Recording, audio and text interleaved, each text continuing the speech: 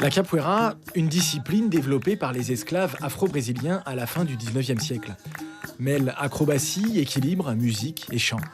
Un de ses plus illustres représentants en Guyane, Gato Preto, le chat noir. Il fonde Energia Pura, son groupe, en 2003.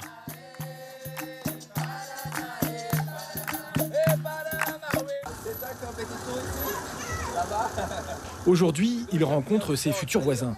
Son projet d'académie de la culture brésilienne est en train de voir le jour, Cité Bonhomme, à Cayenne.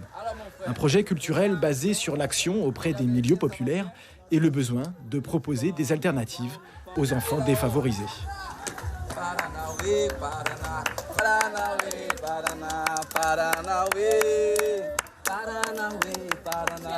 Moi, je viens du quartier défavorisé. C'est pour ça qu'aujourd'hui, je voudrais bien faire que les enfants et les jeunes ils arrivent, même comme moi, arrivent à un objectif, arrivent à transmettre quelque chose, à passer quelque chose de bien.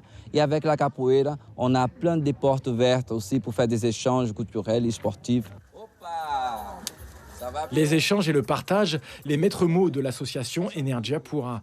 Avec en toile de fond, tisser des liens nouveaux avec le Brésil natal de Gato, construire de nouvelles passerelles entre la Guyane et le géant brésilien, deux territoires à l'histoire commune. Pour la construction et fabrication d'instruments, c'est le plus important aussi de la capoeira.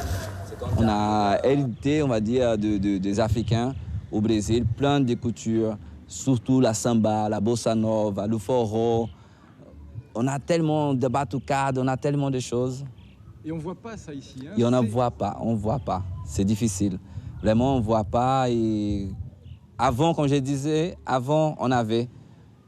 Mais aujourd'hui, c'est presque en train de tomber, de mourir à la culture brésilienne ici en Guyane.